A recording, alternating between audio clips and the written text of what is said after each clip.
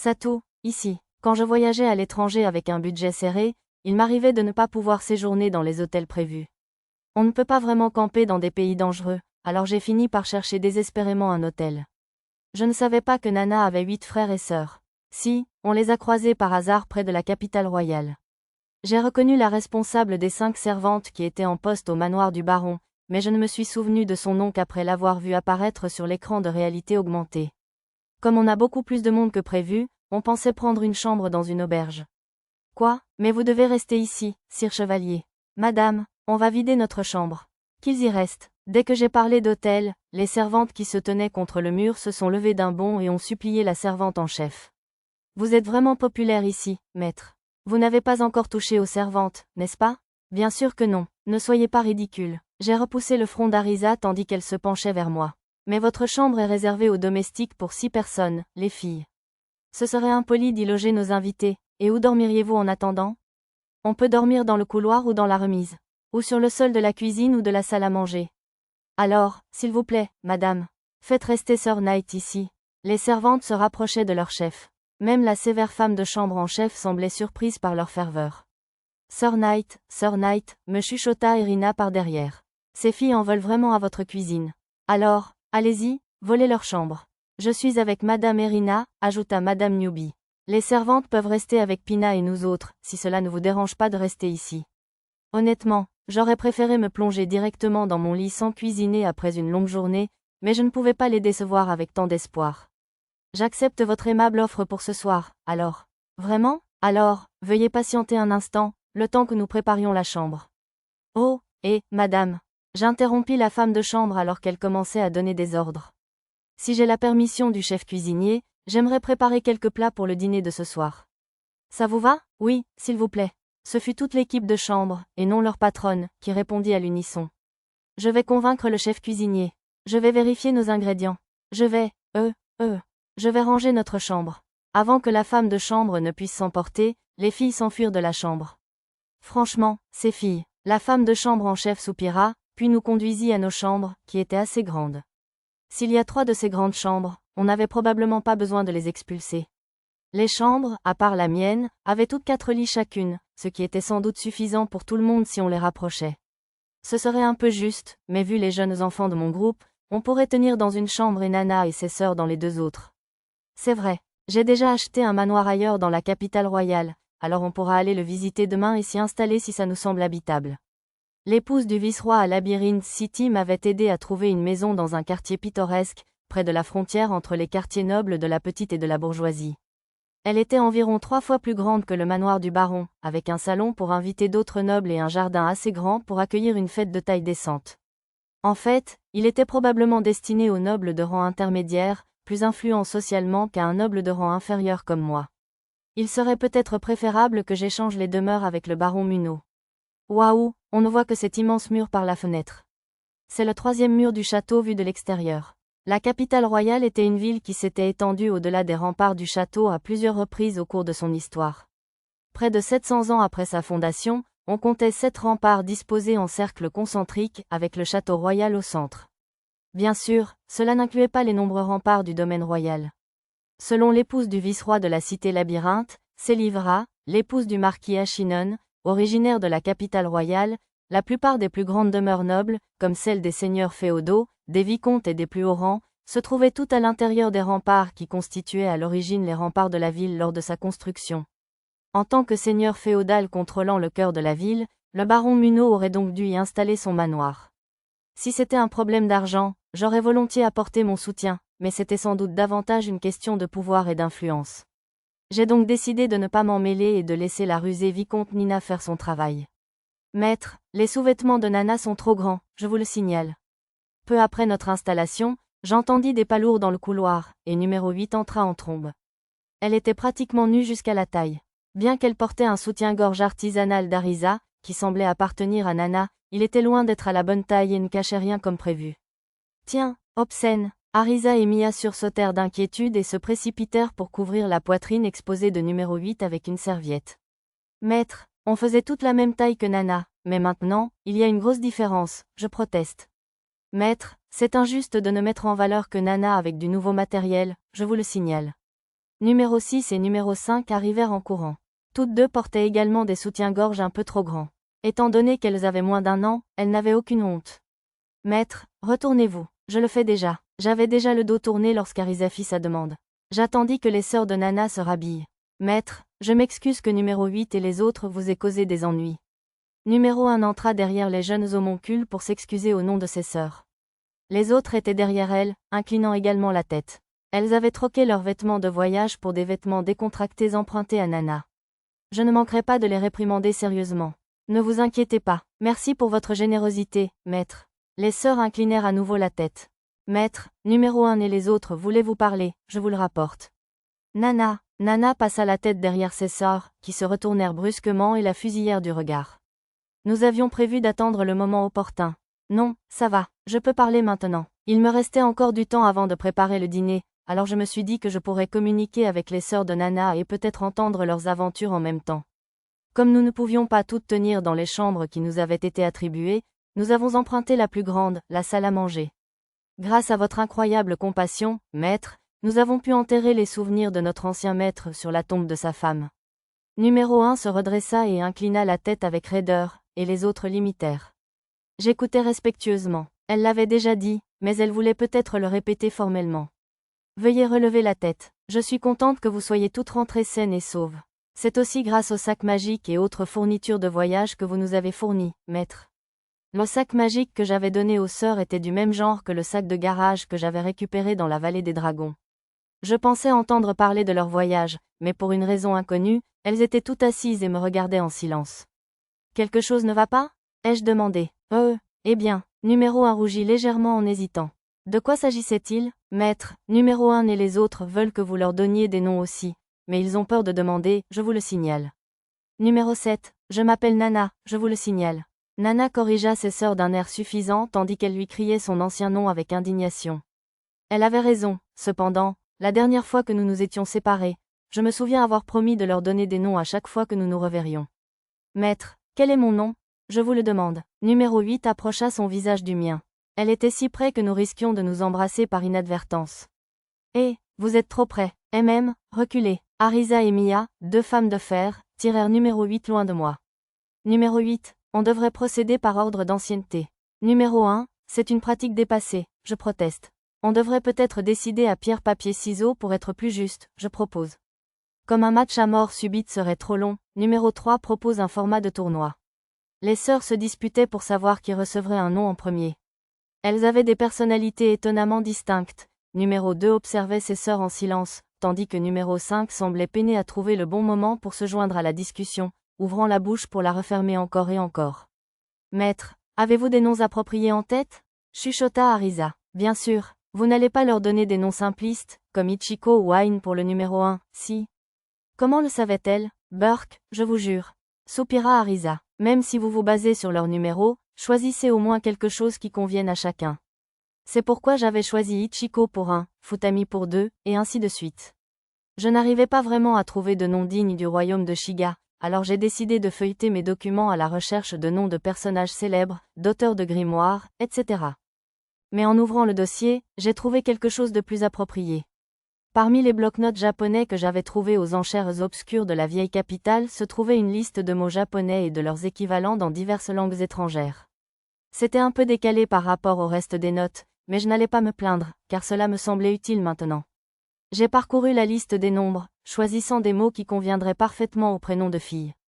Désolé, mais je vais procéder par ordre numérique. J'ai arrêté les sœurs avant qu'elles ne commencent leur tournoi de pierre-feuille-ciseaux. Numéro 1, tu t'appelles Adine. Au départ, j'avais prévu de l'appeler Anne, d'après le mot français pour « un », mais j'avais déjà donné ce nom à l'une des alchimistes de la compagnie Eshigoya. J'ai finalement opté pour le mot russe pour « un ». Merci beaucoup, maître. Moi, Adine, je vous jure fidélité éternelle. La chef, coiffée en chignon tressé, numéro 1 maintenant Adine, a sorti son bouclier et sa rapière de son sac de garage et m'a salué comme un soldat, puis s'est inclinée solennellement. Numéro 2, tu seras Itnani. Merci, je suis Itnani. Numéro 2 Itnani, qui portait ses cheveux en queue de cheval tressé, répéta son nom doucement mais avec fierté. Suivant l'exemple d'Adine, elle sortit son marteau de guerre et s'inclina. Au fait, son nom venait de Itnan, le mot arabe pour « deux ». Je ferais mieux de noter tout cela pour ne pas oublier. Numéro 3. Tria. Oui, maître. Numéro 3. Je veux dire, le nom de Tria est Tria. Numéro 3, qui portait une queue de cheval détachée sur le côté, se présentait à elle-même à la troisième personne. Elle sortit sa pique à long manche de son sac de garage et la planta accidentellement dans le plafond, laissant une longue entaille au plafond dans sa hâte de la retirer. De toute évidence, elle avait un côté maladroit. Nana m'avait dit que numéro 3 aimait cuisiner. J'espérais ardemment que sa maladresse ne transparaîtrait pas dans la cuisine. Je rassurais Tria, qui s'excusait, puis passait au nom de la fille suivante. Numéro 4. Vier. Non accepté, maître. Je suis Vier. Numéro 4 Vier, qui portait une queue de cheval drapée sur sa poitrine, posa son sabre par terre et s'inclina. Comme numéro 2, elle parlait peu. Cependant, contrairement aux 3 premières, son expression ne changea guère. Numéro 5. Funf. Merci pour le nom, je le déclare. Funf, Funf, c'est un bon nom, je m'en vante. Numéro 5, maintenant Funf, aux cheveux mi-longs en bataille, parlait de la même manière que Nana, avec une expression tout aussi impassible. À bien y penser, lorsque nous nous sommes séparés au berceau, numéro 3 et numéro 4 parlaient toujours comme Nana, et les numéros 1 à 3 n'avaient pas vraiment changé d'expression. Elles ont dû interagir avec des personnes très expressives au cours de leur voyage et apprendre en chemin. Merci, maître, je le déclare. Ayant appris de l'erreur de numéro 3, numéro 5 ne sortit pas sa hache d'armes de son sac de garage avant de s'incliner. Numéro 6. Séis. Je suis Séis. Je promets ma gratitude et ma loyauté au maître, je le déclare. Numéro 6 Séis, qui avait 2 chignons sur le côté, fit un geste théâtral avec la courte lance qu'elle avait sortie de son sac de garage avant de prendre la pause. Tria parut frustrée en voyant cela, alors elle essayait probablement de faire le même genre de mouvement. Peut-être pourrais-je leur faire une représentation dans un espace plus grand un jour? Maître, je suis la prochaine, je le déclare. Numéro 8 sautillait, ses courtes couettes ondulaient. Son visage était presque aussi impassible que celui de Nana, mais elle s'exprimait beaucoup par des gestes. Elle était aussi la seule des sœurs à ne pas avoir une poitrine généreuse. Numéro 8. Tu seras 8. 8, je m'appelle 8, je le déclare. Adine, Itnani, Tria, Vier, Funf, Séis, Nana, 8. Son cimeterre à la taille, 8 annonça son nom avec enthousiasme, puis énuméra ceux de ses sœurs. Oui, 8 est vraiment la plus mignonne, je le déclare. C'est faux, je proteste, s'exclamèrent plusieurs voix en chœur. Itnani est la plus forte. Tria pense que Tria est la meilleure, j'insiste. La déclaration de 8 déclencha une vive dispute parmi les sœurs, qui affirmèrent toutes que leur nom était le meilleur. C'était bien tant qu'il ne s'agissait que de paroles, mais lorsqu'ils ont commencé à se tirer les cheveux, j'intervins et y mis un terme. Tout différent, tout gentil, les mots de Mia, rappelant un poème pour enfants, mirent fin à la bagarre. Pourriez-vous me raconter vos voyages maintenant? Oui, permettez-moi. Adine prit la parole au nom du groupe. L'histoire racontait qu'après notre séparation près de la ville de Seriou, ils se dirigèrent vers l'ouest à travers le comté de Seriou, empruntant un itinéraire différent du nôtre. Ils traversèrent les montagnes par la cité minière et entrèrent dans le comté de Kuanu, puis se perdirent un peu avant de se diriger vers les monts Fujisan. Ils n'avaient pas rencontré de monstres excessivement forts, mais ils se retrouvèrent tout de même en danger à plusieurs reprises. Nous avons aussi exploré de vieilles ruines, je vous le garantis. Avec John, que nous avons rencontré dans la vallée des Harpies, je vous le garantis. Mito était dans les ruines, je vous le garantis. Les sœurs de rang inférieur prirent la parole l'une après l'autre, mais je ne savais pas exactement de quoi elles parlaient. John et Mito m'appelaient Hachiko, je vous informe. Hachiko? Ces John et Mito étaient-ils des réincarnations? Des transmigrations ou des transferts? Demanda Arisa. Je ne sais pas, répondit Adine. Mais Mito utilisait une magie puissante sans incantation. Cela me rappela, Zena, la magicienne soldate du comté de Seriou, m'avait raconté avoir croisé les sœurs de Nana lors de son voyage, et elle les avait également mentionnées. Si je me souvenais bien, Mito avait vaincu un démon intermédiaire toute seule. Sans incantation. De quelle couleur étaient leurs cheveux? John et Mito ont tous les deux les cheveux noirs. Alors, ils ont été invoqués ici, pas réincarnés ici? Mais ils portent peut-être juste une perruque comme moi. Maître, vous ne trouvez aucune information sur Mito et John, n'est-ce pas? J'ai cherché le nom, Mito, sur ma carte, à la demande d'Arisa, mais je n'ai obtenu aucun résultat. Bien qu'il y ait eu quelques résultats pour John, aucun n'avait de compétences uniques, ou bien ils étaient classés, compétences inconnues. J'ai rapporté les résultats à Arisa. Oh, dommage, enfin, ils n'ont pas l'air d'être des méchants. J'étais juste curieuse de les rencontrer. Je suis sûre qu'on les croisera un jour, ai-je rassuré Arisa, déçue, sans raison particulière. Puis j'ai demandé à Adine de poursuivre son récit.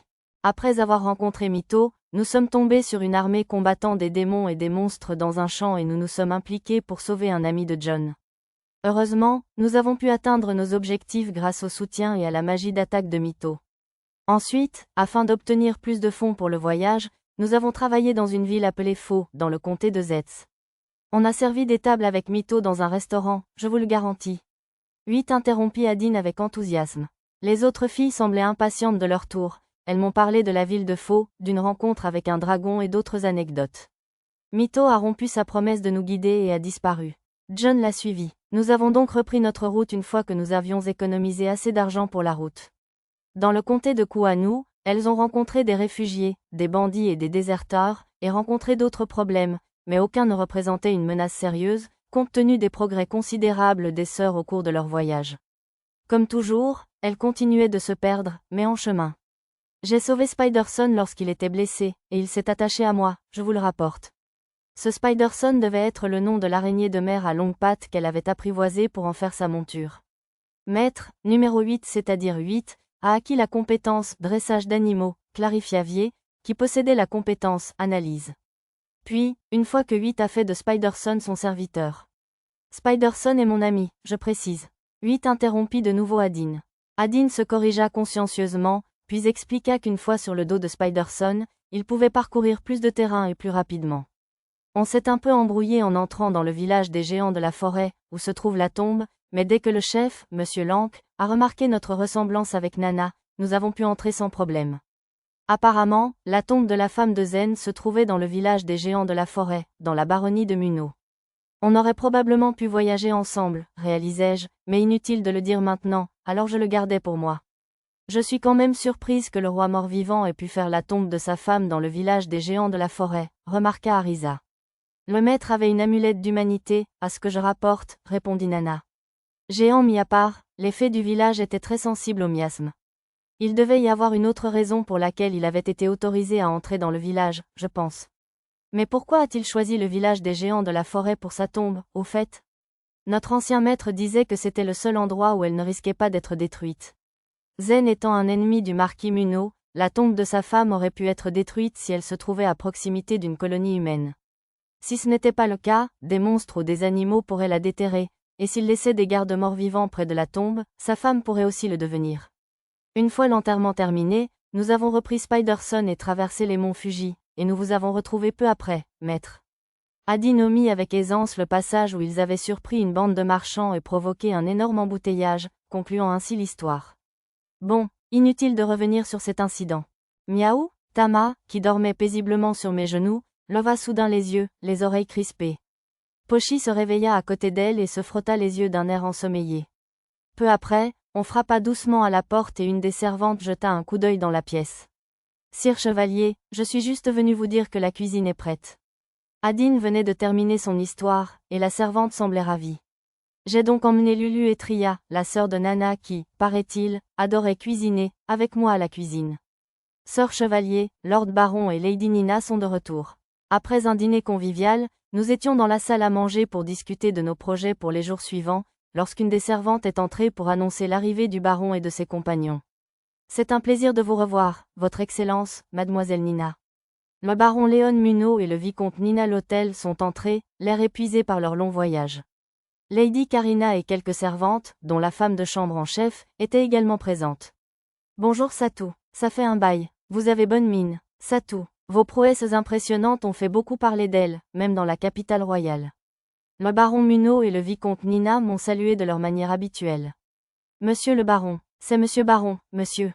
Tama et Pochi surgirent derrière moi et se précipitèrent vers le baron, qui venait de s'asseoir sur le canapé. Venez ici, cher Tama et Pochi. Youpi, monsieur. Il semblait très attaché au baron Muno, probablement parce qu'il les avait gâtés comme s'il était ses petits-enfants. Alors, vous êtes plus heureux de voir Tama et Pochi que votre propre fille, père? Karina fit la moue. Bien sûr que non, Karina. S'il vous plaît, venez ici aussi. Habitué à son comportement, le baron Muno ouvrit les bras pour serrer sa fille dans ses bras paternels. Cela semblait un peu gênant, vu l'âge pubère de Karina. Bon retour, Karina. Vous n'avez pas été blessée ni effrayée à Labyrinth City, n'est-ce pas? Monsieur Raka m'a protégée, bien sûr. Je n'ai pas été blessée le moins du monde. Je crois qu'elle a eu peur à plusieurs reprises, mais elle n'a jamais abordé le sujet. Dame Karina était incapable de dissimuler ses sentiments, alors je suppose qu'elle avait déjà effacé ses mauvais souvenirs par des souvenirs joyeux et agréables. Alors, Satou, tu es avec notre chère mademoiselle Karina depuis environ un trimestre, n'est-ce pas? Y a-t-il eu des développements? Des développements. TCH. J'imagine que ce n'était pas suffisant, alors, murmura la vicomte Nina. À en juger par le bruit, elle était peut-être derrière l'incident survenu avant notre départ de Labyrinth City, lorsque Karina m'a défié dans une bataille où le mariage était en jeu. Nina regarda vers la porte, où numéro 8, c'est-à-dire 8, scrutait la pièce, les autres sœurs derrière elle. Je vois que tu as de nouveaux visages, ou plusieurs du même.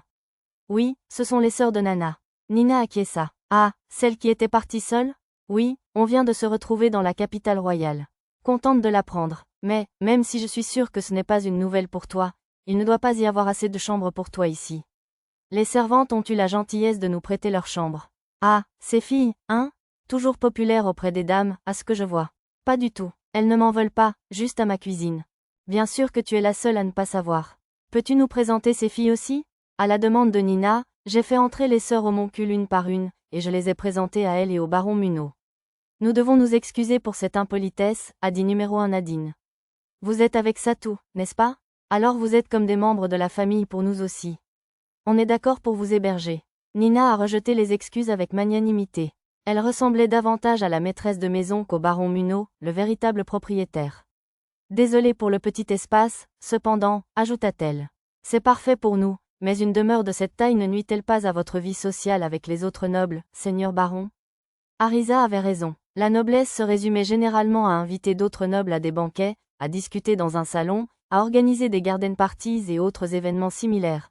Ne pas avoir l'espace nécessaire pouvait s'avérer problématique.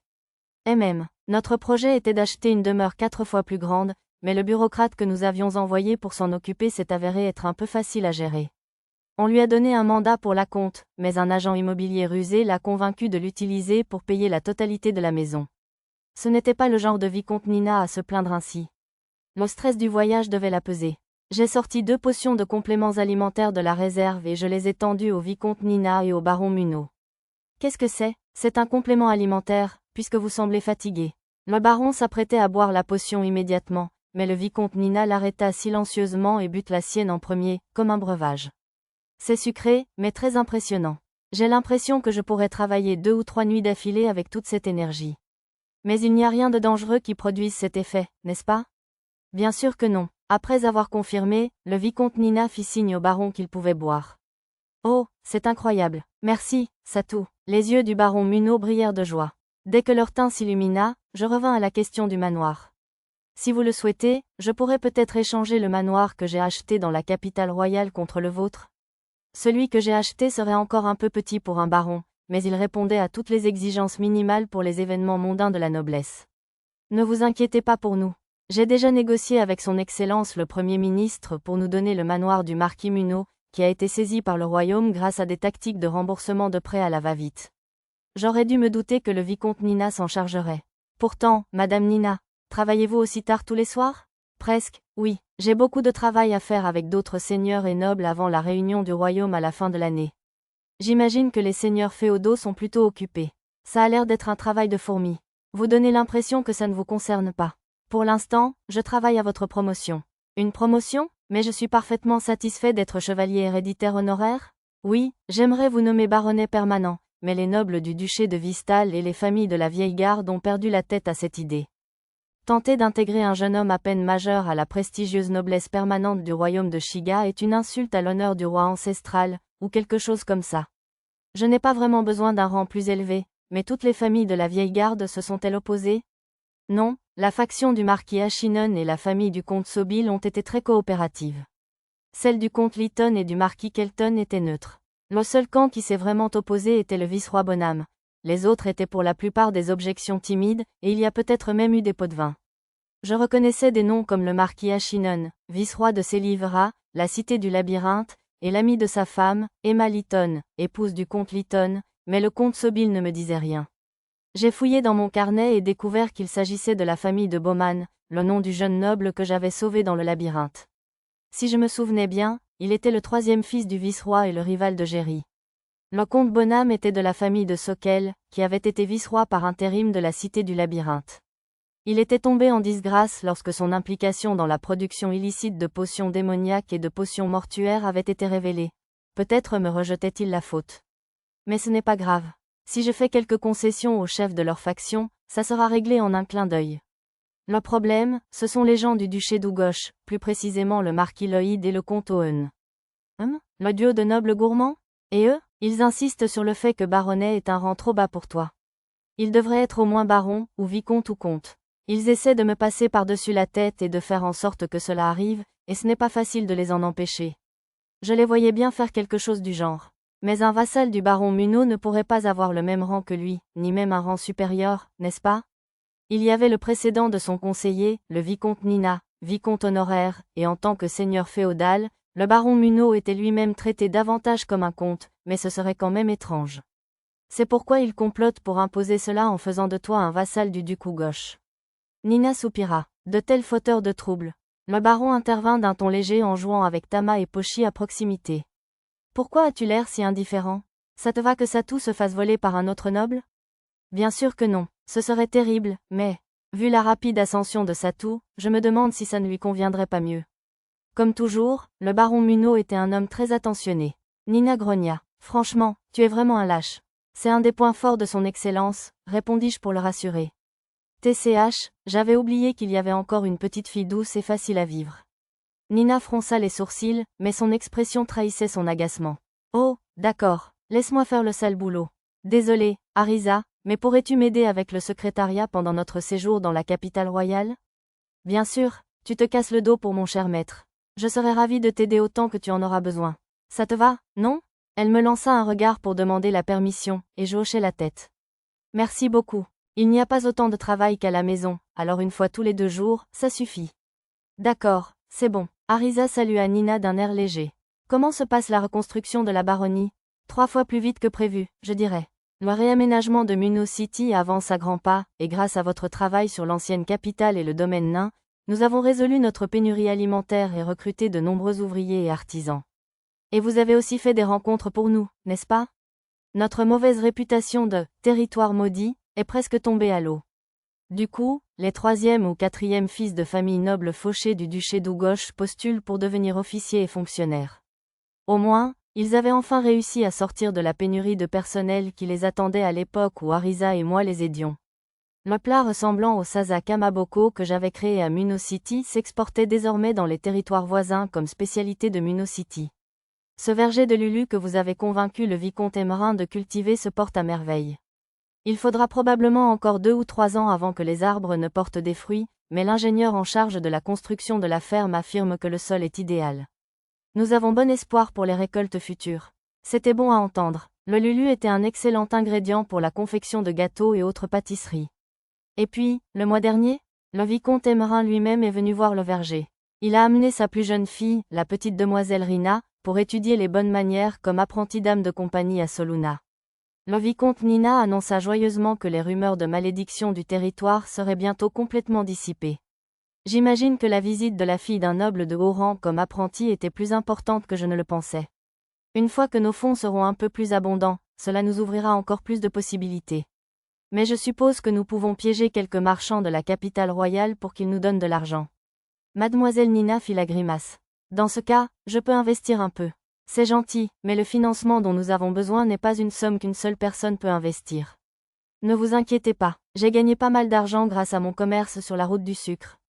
J'ai murmuré la somme que j'avais gagnée grâce aux dividendes de la Dragonpun Trading Company et à la lutte contre les pirates. Oh là là, oui, c'est impressionnant. Alors, combien seriez-vous prêt à investir? Tout me convient, je n'en ai pas d'autre utilité. Les explorateurs n'ont-ils pas besoin de beaucoup d'équipements coûteux?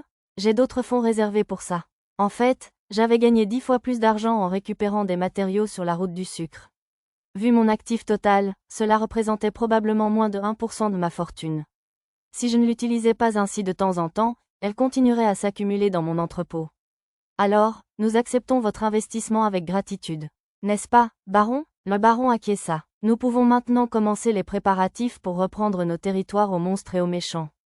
Vraiment? Arisa pencha la tête. Oui, nous avons réussi à reprendre 2 villes le long de la route principale, mais les autres villes et villages sont encore hors de notre portée. Nina hocha la tête avec amertume. Pochi est un as pour se débarrasser des monstres. Tama aussi, s'empressèrent de se porter volontaires. La ville minière abandonnée, envahie par les kobolds et autres races de fées, était une autre affaire, mais nous pourrions probablement reprendre les villes simplement infestées de monstres en quelques jours. Après tout, j'avais aidé les kobolds à trouver un nouveau filon ou extraire les cristaux bleus dont ils avaient besoin pour se reproduire, il y a quelque temps, alors ils seraient probablement prêts à déménager si je leur préparais une zone sûre. Vous ne devez pas interrompre les conversations des adultes, vous deux. Oui, monsieur. Tandis que Lisa les réprimandait d'une voix inhabituellement calme et intense, Tama et Pochi reculèrent docilement, la fourrure hérissée. C'est vrai, pourtant, nous serions ravis de vous aider à reprendre les villes à tout moment. Vous donnez l'impression que c'est facile. Mais lorsque la capitale royale a inspecté le territoire avant l'arrivée du baron Muno, ils ont découvert des nagas bestiaux et des hydres à 5 têtes. Même les 8 épéistes Shiga de l'époque étaient réticents à affronter de tels ennemis. Ils ont l'air d'être des adversaires de taille. Ma compétence, oui fine, capta un murmure discret de Lisa. Au premier coup d'œil, Nana et les autres enfants semblaient prêts à en découdre. Je sais que vous avez tous vaincu un maître d'étage, mais j'imagine que ce serait difficile, même pour vous. Plus importante encore, nous devons disposer de forces suffisamment puissantes pour sécuriser ces zones une fois reprises, sinon ce ne serait pas la peine. Quelle que soit notre vitesse, nous devrons rassembler des chevaliers et des soldats avant de solliciter votre aide, je dirais que cela prendra encore au moins 6 mois. Compris, n'hésitez pas à nous prévenir si vous avez besoin d'aide pour enquêter au préalable. Bien sûr, je le ferai. De plus, nous devons aussi résoudre le problème que nous n'avons aucun noble, à part moi, que nous pourrions nommer vice-roi ou gouverneur dans la baronnie de Muno. Techniquement, mon groupe pouvait recevoir des titres de chevalier honoraire, puisqu'il avait vaincu un maître d'étage, mais ce n'était visiblement pas suffisant pour être nommé gouverneur. Il faudrait probablement être au moins baronnet pour cela. C'était peut-être en partie pour ça qu'il voulait me promouvoir. En y réfléchissant davantage, je réalisais que j'étais capable de prendre le contrôle de plusieurs cœurs de cité sous le désert en tant que simple chevalier héréditaire, et on m'offrit la possibilité de contrôler le cœur de cité au sous-sol du château de Muno avant même d'avoir ce titre honorifique. J'étais un peu curieux de savoir si j'étais une exception, ou s'il s'agissait simplement d'une formalité imposée par la loi du royaume de Shiga. Orion arrive aussi à la capitale royale ? Hurla soudain Dame Karina, qui discutait avec son père. Orion était le fils aîné du baron Muno et le frère cadet de Karina. C'est exact. Le fils aîné d'un seigneur féodal peut voir sa cérémonie de passage à l'âge adulte célébrée par sa majesté. C'est un grand honneur, dit fièrement le baron Muno. Il ajouta qu'Orion arriverait à la fin de l'année. Excusez-moi, maître. Vous avez un invité. La servante en chef entra précipitamment dans la pièce pour s'adresser au baron Muno. Sœur Satou, la servante fut interrompue par 2 voix excitées qui hurlèrent mon nom. Ce n'était autre que les 2 pontes du duché d'Ugosh dont nous parlions il y a peu, le marquis Loïd et le comte Owen. Pour une raison inconnue, ils tenaient chacun une bouteille de saké à la main. Nous avons entendu dire que vous étiez en ville et nous étions impatients de venir vous voir. Le baron Gilbert et les rumeurs qui circulaient nous ont beaucoup parlé de vos exploits. Nous sommes vraiment fiers de vous compter parmi nos amis. Le marquis Loïd et le comte Owen semblaient ravis pour moi. La personne dont le comte Owen avait parlé, le baron Gilbert, était un noble du duché d'Ugosh, capitaine d'une flotte marchande, que j'avais rencontré par hasard et secouru lorsqu'il était bloqué aux îles du Dragon des Mers. Désolé, sire Pendragon, je n'ai pas pu empêcher ces 2-là de se déchaîner. Baron Muno, vicomte Lotel, permettez-moi de vous présenter mes excuses pour cette soudaine intrusion. Cela venait du vicomte Siemon, un homme qui avait toujours l'air d'un professeur sévère. C'était un noble du duché d'Ugosh qui tenait un atelier de parchemin, et le frère aîné de mon ami Tolma. Il m'aidait souvent à fabriquer et à commander des parchemins magiques originaux.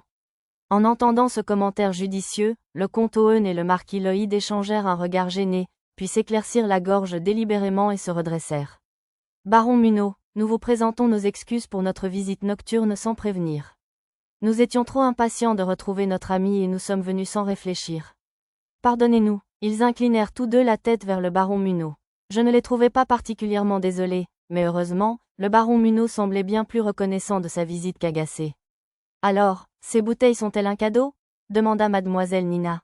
En effet, nous avons trouvé du saké qui se marie bien avec la tempura, enfin, qui descend très bien. Nous l'avons donc apporté en espérant que sœur Satou et ses compagnons pourraient en profiter avec nous. Le marquis Loïd ne put s'empêcher de révéler ses véritables intentions avant de s'éclaircir bruyamment la gorge et de se corriger. Autrement dit, ils étaient venus pour des tempuras fraîchement frites. Du saké de haute qualité et des tempuras fraîches. Le baron et moi sommes invités aussi, bien sûr, je suppose ? Oui, bien sûr. D'accord. Alors on va en faire frire. Je me dirigeais vers la cuisine avec Lulu, posais une marmite d'huile préchauffée sur le feu et commençais à faire frire des ingrédients préparés. Si j'avais tout préparé, c'était grâce à toutes les beuveries que nous avions faites à Labyrinth City. Les fritures comme les tempura sont populaires un peu partout. Ah, c'est la vie. Je rêvais de ces tempura au gingembre mariné. Absurde, les tempura de crevettes sont rois. Et ils se marient si bien avec le saké doux de White Mountain. Les tempura au gingembre mariné se marient mieux avec les Royal Sakura. Le comte Owen et le marquis Lloyd ont commencé à se vanter de leur type de tempura et de saké préféré. Les 2 bouteilles de saké qu'ils avaient apportées en cadeau, White Mountain et Royal Sakura, étaient réputées pour être les 2 meilleures liqueurs Shigan. Outre les crevettes et le gingembre rouge mariné, j'ai aussi préparé les tempura de shiitake, de potiron, de carottes, de haricots verts, de périlla et de racines de lotus que j'avais achetées dans la vieille capitale, ainsi que les pousses de tara, le bambou vert, le gingembre myoga et la morue de rivière que j'avais acheté dans la forêt de Bolénan, sans oublier du poulpe et des calamars de la route du sucre, et même des œufs de caille, du fromage et des saucisses de Labyrinth City. Oh, c'est tellement chaud et délicieux. Délicieux. Pochi pense que la tempura de Monsieur Hamburg serait délicieuse aussi, monsieur. Tama et Pochi ont surgi de l'autre côté du baron Munno, se joignant discrètement au festin. Mais bien sûr, ils ont été rapidement rattrapés par Lisa et emportés dans des poses flasques et cadavériques. D'autres enfants et femmes de chambre jetaient un coup d'œil par la porte, presque en train de baver. Mes enfants et les femmes de chambre avaient tous bien mangé récemment, mais voir toutes ces tempura devait leur donner envie d'en manger aussi. Lulu, si ça ne te dérange pas. Ai-je murmuré à Lulu, lui demandant de faire frire des tempura pour les autres enfants et femmes de chambre en cuisine. C'est différent des fritures. J'aime la texture légère. Ils sont tous délicieux, mais ce tempura de poisson est particulièrement exquis.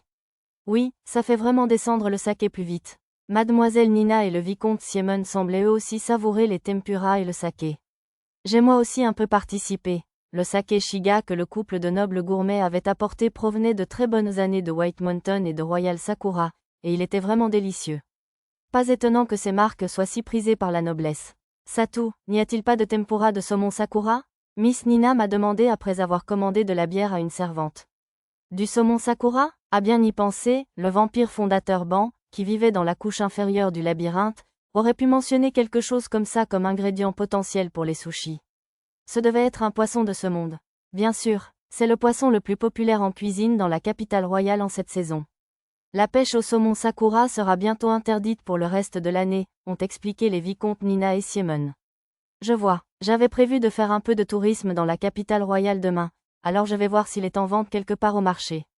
Attendez, Sir Satu. Oui, vous devez attendre. Le marquis Lloyd et le comte Owen, tous 2 légèrement rouges, se sont levés pour me regarder de haut. Le saumon Sakura a un goût très différent selon l'habileté du pêcheur et son transport jusqu'au marché. Vraiment, il est si difficile de distinguer les meilleurs spécimens que certains, dans la capitale royale, en font leur seule occupation. Visiblement, ils avaient eux aussi des avis tranchés sur le saumon Sakura.